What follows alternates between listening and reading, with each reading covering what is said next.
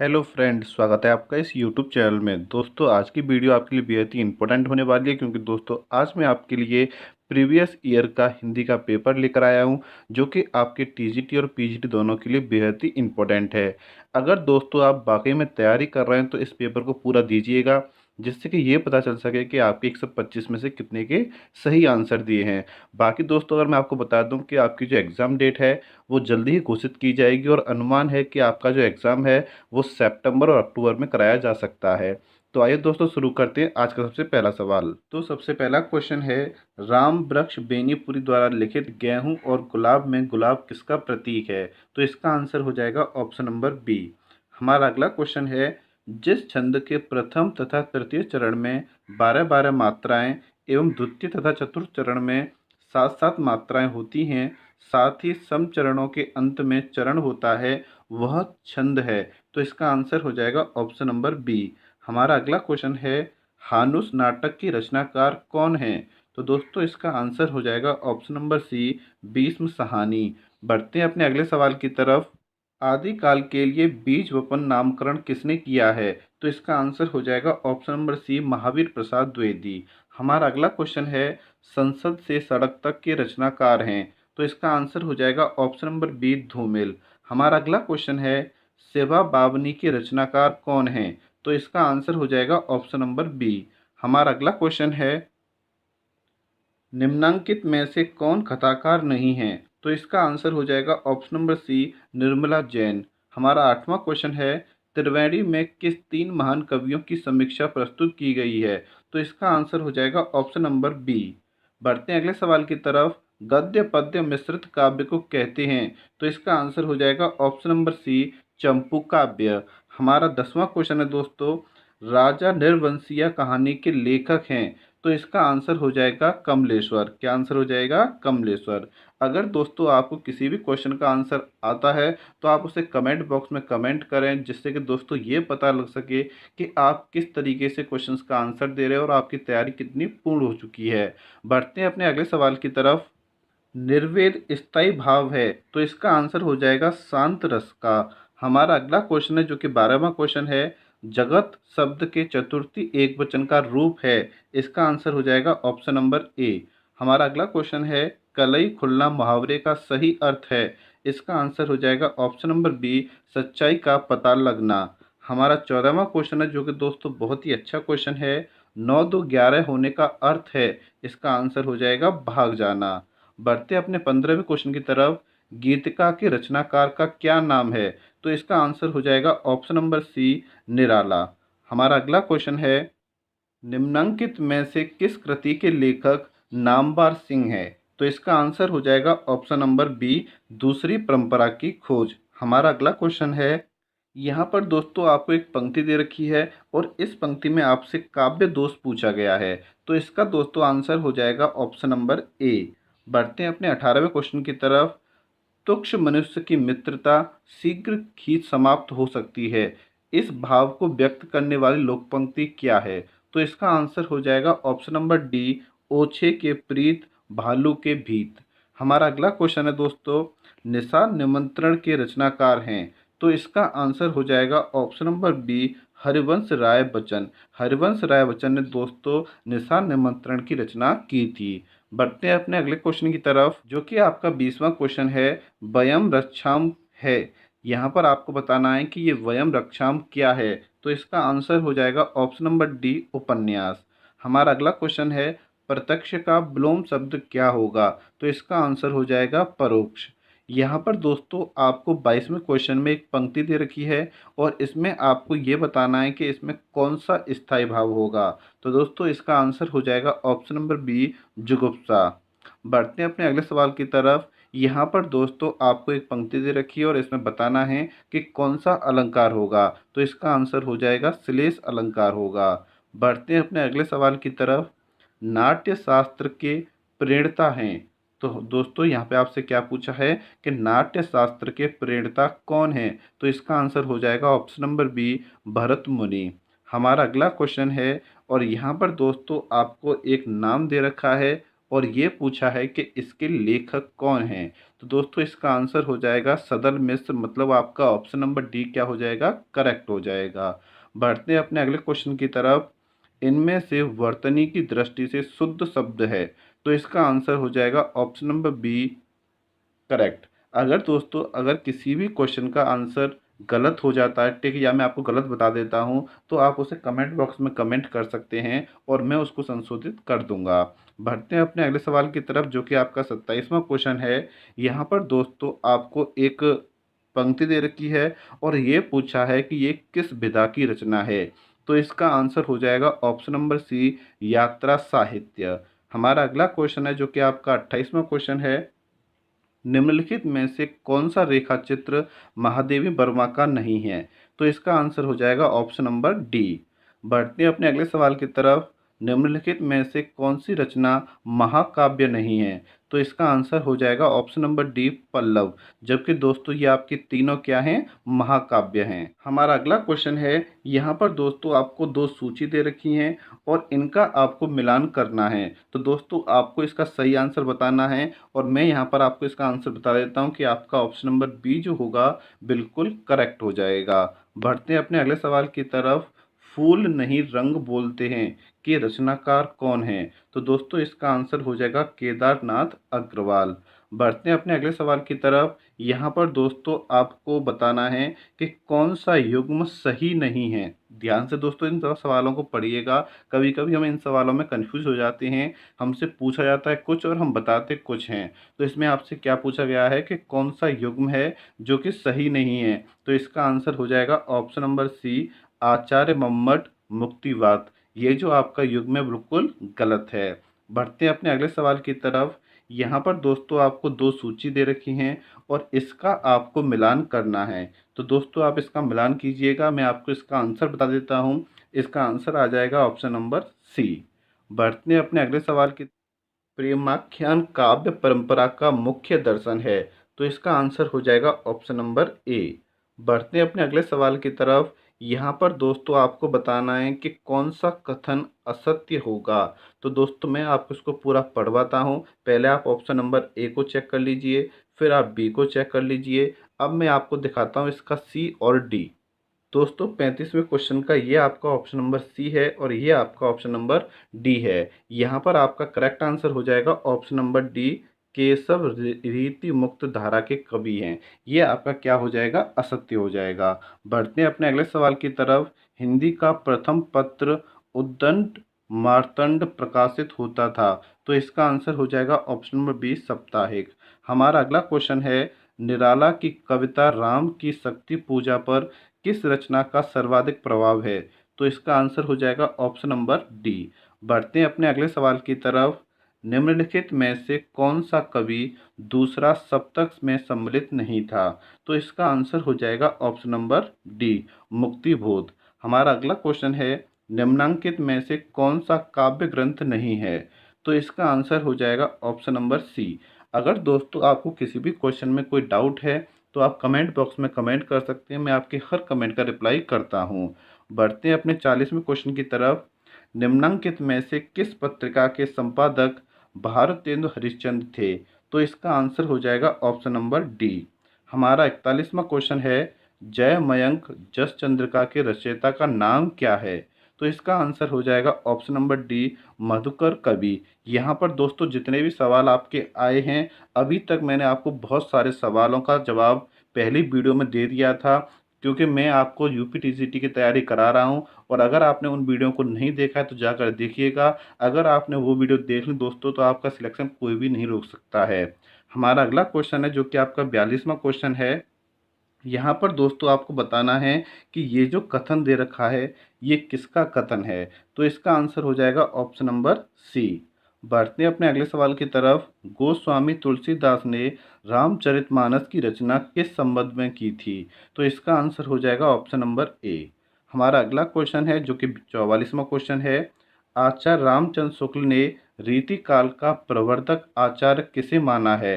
तो इसका आंसर हो जाएगा ऑप्शन नंबर सी, चिंतामणि को। बढ़ते हैं अपने अगले सवाल की तरफ। निम्नलिखित शब्दों में से पुल्लिंग शब्द का चयन कीजिए। तो दोस्तों इसका आंसर हो जाएगा सूची पत्र। हमारा 46वां क्वेश्चन है, जय पराजय में कौन सा समास है? तो इसका आंसर हो जाएगा ऑप्शन नंबर सी, द्वंद्व समास है। सु आगतम में कौन सी संधि है? तो इसका आंसर हो जाएगा यण संधि है। दोस्तों, आपके पेपर में कुछ क्वेश्चंस तो इतने आसान आते हैं कि आप उसको देखते ही सॉल्व कर सकते हो। बढ़ते हैं अपने 48वें क्वेश्चन की तरफ। कवित रत्नाकर के रचनाकार हैं, तो इसका आंसर हो जाएगा ऑप्शन नंबर बी, सेनापति। हमारा 49वां क्वेश्चन है, अष्टछाप के प्रमुख कवि नंददास किसके शिष्य थे? तो इसका आंसर हो जाएगा ऑप्शन नंबर बी, विट्ठलनाथ। हमारा 50वां क्वेश्चन है दोस्तों, कबीर वाणी के डिटेक्टर थे, यह अभिनत किस आलोचक का है? तो इसका आंसर हो जाएगा option number C, doctor Hazari Prasad Dwivedi. हमारा अगला क्वेश्चन है, इनमें से कौन सा कवि अभिनव जयदेव की उपाधि से विभूषित था? तो इसका आंसर हो जाएगा ऑप्शन नंबर ए, विद्यापति। हमारा अगला क्वेश्चन है, मुक्त छंद के प्रणेता हैं, तो इसका आंसर हो जाएगा ऑप्शन नंबर ए, निराला। अगले सवाल में दोस्तों आपको एक असत्य कथन बताना है और इसका आंसर आप कमेंट बॉक्स में कमेंट करेंगे। आप बताएंगे कि इन 4 ऑप्शन में से कौन सा ऑप्शन है जो कि असत्य है। बढ़ते हैं अपने अगले सवाल की तरफ। राम शब्द का तृतीय द्विवचन रूप क्या है? तो इसका आंसर हो जाएगा ऑप्शन नंबर ए। हमारा अगला क्वेश्चन है, महाकवि कालिदास किस अलंकार के लिए प्रसिद्ध हैं? तो आपका आंसर क्या हो जाएगा? उपमा के लिए प्रसिद्ध हैं। बढ़ते हैं अपने अगले सवाल की तरफ। सूरदास किस उपन्यास का पात्र है? तो इसका आंसर हो जाएगा ऑप्शन नंबर ए, रंगभूमि। हमारा अगला क्वेश्चन है और यहाँ पर दोस्तों आपको 2 सूची दे रखी हैं और इसका आपको मिलान करना है। बड़े ध्यान से दोस्तों आप इसका मिलान कीजिएगा और मैं आपको इसका आंसर बता देता हूँ। इसका करेक्ट आंसर हो जाएगा ऑप्शन नंबर बी। बढ़ते हैं अपने अगले सवाल की तरफ। निम्नलिखित में से सही शब्द छांटिएगा। यहाँ पर दोस्तों आपको 4 ऑप्शन दे रखे हैं और आपको चारों में से कोई भी एक सही शब्द आपको बताना है। तो इसका आंसर हो जाएगा ऑप्शन नंबर बी। हमारा अगला क्वेश्चन है जो कि आपका 59वां क्वेश्चन है, निम्नलिखित में से सही वाक्य चुनिए। तो यहाँ पर दोस्तों इसका आंसर हो जाएगा option number C, Shri Krishna के अनेक नाम हैं। हमारा अगला सवाल है, अंधे की लकड़ी के से तात्पर्य है? तो इसका आंसर हो जाएगा ऑप्शन नंबर डी, एक ही सहारा। हमारा अगला क्वेश्चन है, निम्नलिखित में से कौन सी लोकोक्ति है? तो इसका आंसर हो जाएगा ऑप्शन नंबर सी। अब बढ़ते हैं अपने अगले सवाल की तरफ। निम्नलिखित में से किस उपन्यास का कथानक भारत पाकिस्तान विभाजन पर आधारित नहीं है? तो इसका आंसर हो जाएगा ऑप्शन नंबर डी। हमारा अगला क्वेश्चन है जो कि आपका 63वां क्वेश्चन है, आचार्य रामचंद्र शुक्ल द्वारा लिखित 11 वर्ष का समय किस विद्या की रचना है? तो इसका आंसर हो जाएगा ऑप्शन नंबर एक, कहानी। यहाँ पर दोस्तों ये विद्या नहीं है, ये विधा आपसे पूछी गई है। बढ़ते हैं अपने अगले सवाल की तरफ। यशपाल की आत्मकथा है, तो इसका आंसर हो जाएगा ऑप्शन नंबर बी। जो कि आपका 65वां क्वेश्चन है, रीतकाल की विशेषताओं के संदर्भ में निम्नलिखित में से एक विशेषता गलत है, उस विशेषता का चयन कीजिए। तो दोस्तों इसका आंसर हो जाएगा ऑप्शन नंबर सी, रीतकाल में प्रकृति का आलम्बन रूप में वर्णन हुआ है। हमारा अगला क्वेश्चन है, सैयद इब्राहिम का कवि नाम है? तो इसका आंसर हो जाएगा ऑप्शन नंबर सी, रसकान। बढ़ते हैं अपने अगले सवाल की तरफ और यहाँ पर दोस्तों आपको एक पंक्ति दे रखी है और इसकी रचना किसने की थी ये आपको बताना है। तो इसका आंसर हो जाएगा ऑप्शन नंबर सी, घनानंद। बढ़ते हैं अपने अगले सवाल की तरफ जो कि आपका 68वां क्वेश्चन है, जूही की कली कविता को किस संपादन ने अपने पत्र में बिना प्रकाशित किए वापस कर दिया था? तो इसका आंसर हो जाएगा ऑप्शन नंबर सी, महावीर प्रसाद द्विवेदी। बढ़ते हैं अपने अगले सवाल की तरफ। चौथा सप्तम में संकलित कवयित्री हैं, तो इसका आंसर हो जाएगा ऑप्शन नंबर बी, सुमन राजे। हमारा अगला क्वेश्चन है, आचार्य मम्मट ने काव्य गुण माने हैं? तो इसका आंसर हो जाएगा ऑप्शन नंबर बी, 3 गुण माने हैं। बढ़ते हैं अपने अगले सवाल की तरफ।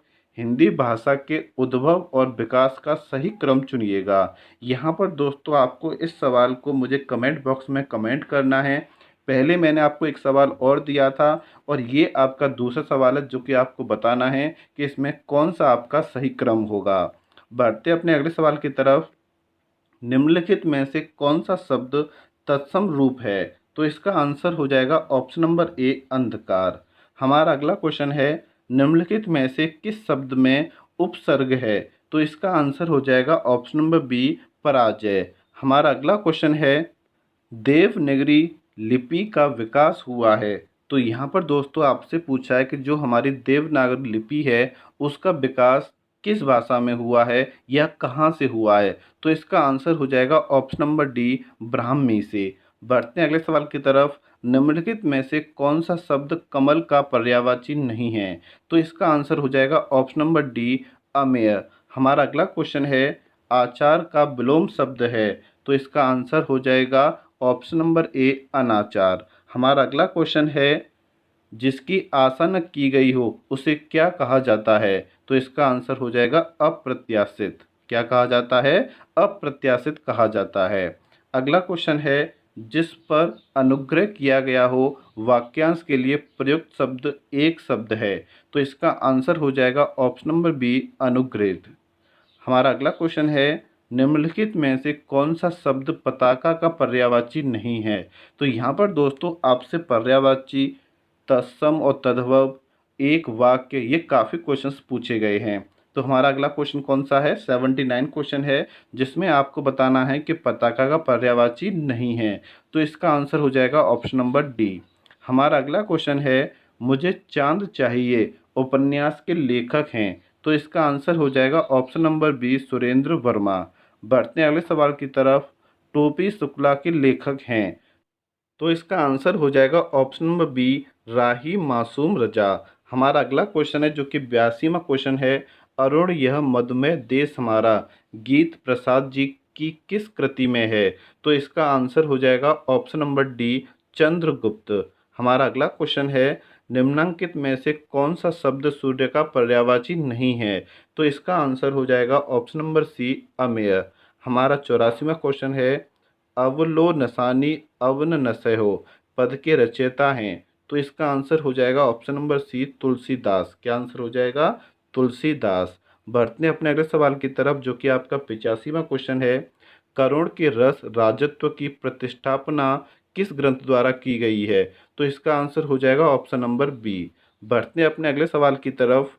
यहाँ पर दोस्तों आपको एक पंक्ति दे रखी है और आपको बताना है कि ये किसका अभिमत है।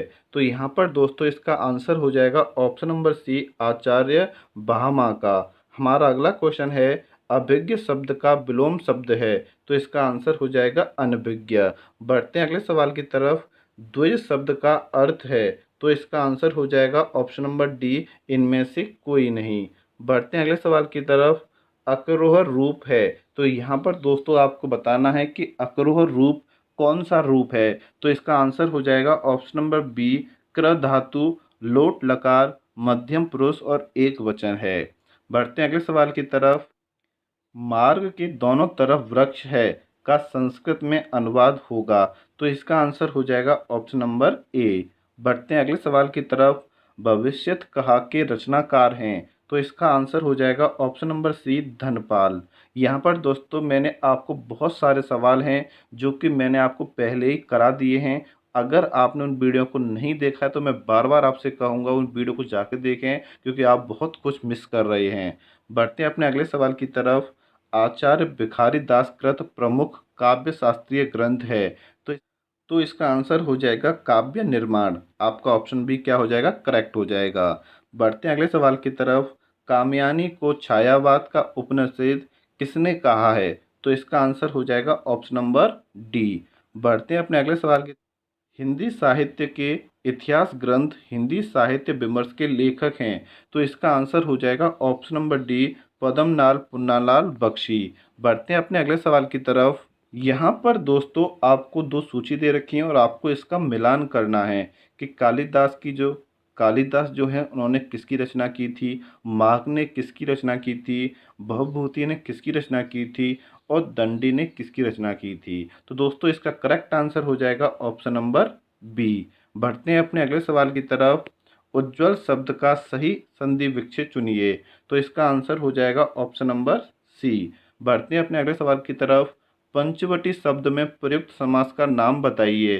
तो इसका आंसर हो जाएगा द्विग समास। ऑप्शन नंबर ए आपका करेक्ट हो जाएगा। बढ़ते हैं अगले सवाल की तरफ।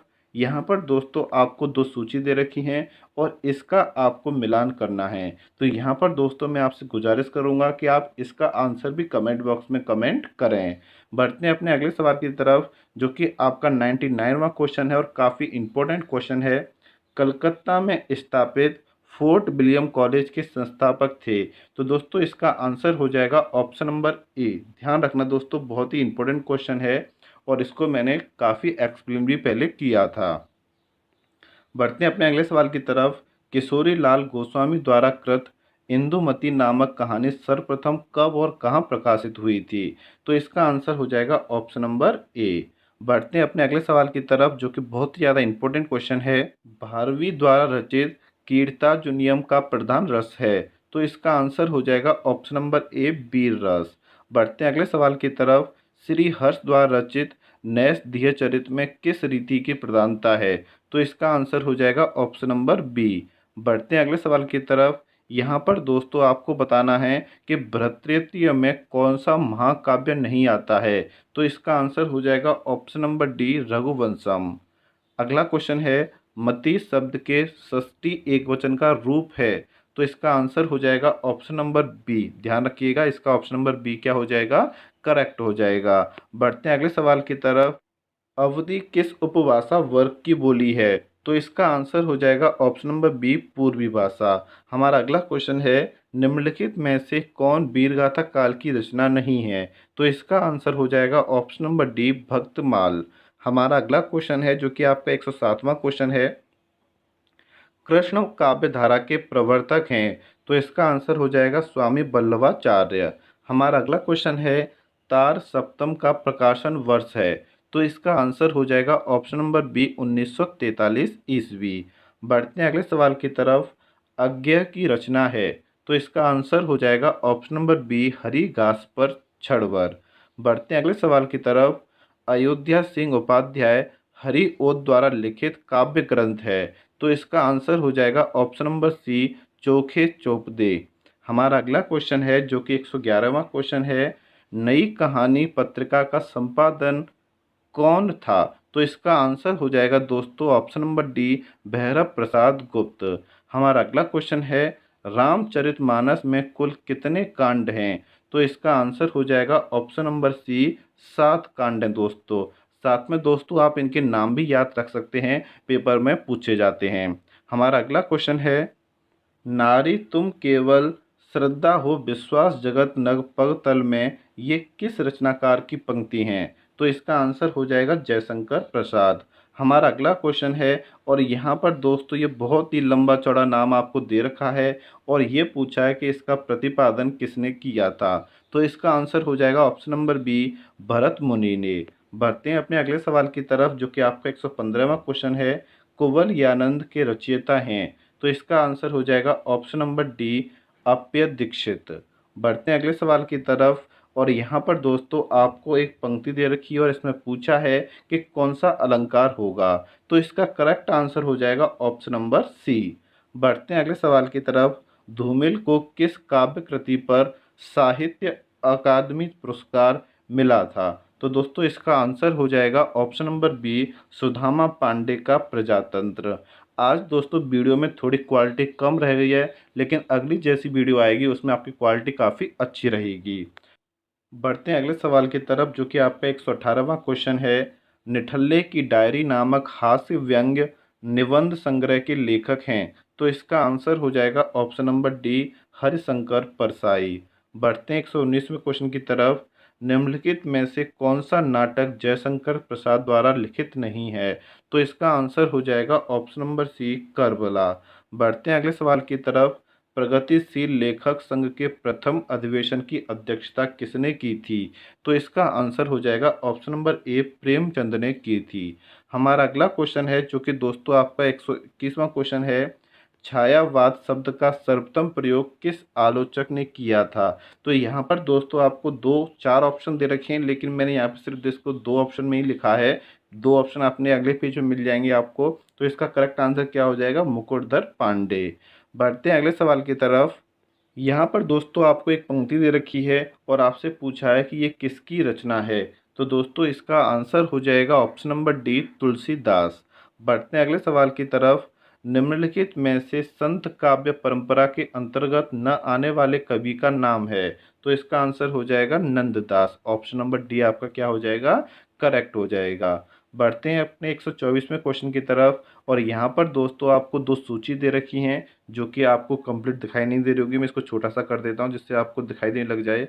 तो यहाँ पर दोस्तों आपको दिखाई दे लग गया होगा कि 124वां क्वेश्चन है जिसमें सूची 1 और सूची 2 आपको दे रखी हैं और इसका आपको मिलान करना है। तो दोस्तों आप इसका मिलान कीजिएगा। इसका जो करेक्ट आंसर हो जाएगा वो हो जाएगा ऑप्शन नंबर डी। मैं यहाँ पे आपको दिखा देता हूँ, आपका जो ऑप्शन नंबर डी होगा बिल्कुल करेक्ट हो जाएगा। बढ़ते हैं अगले सवाल की तरफ। इत्यादि शब्द का सही संधि विच्छेद क्या होगा। तो दोस्तों इसका आंसर हो जाएगा ऑप्शन नंबर ए, इति प्लस आदि। अगर दोस्तों आप इसका सॉल्यूशन चाहते हो तो मैं आपको सॉल्यूशन भी अपलोड कर दूंगा। दोस्तों आपने 125 में से कितने का सही जवाब दिया है इसको कमेंट करके जरूर बताएं। थैंक यू वेरी मच दोस्तों।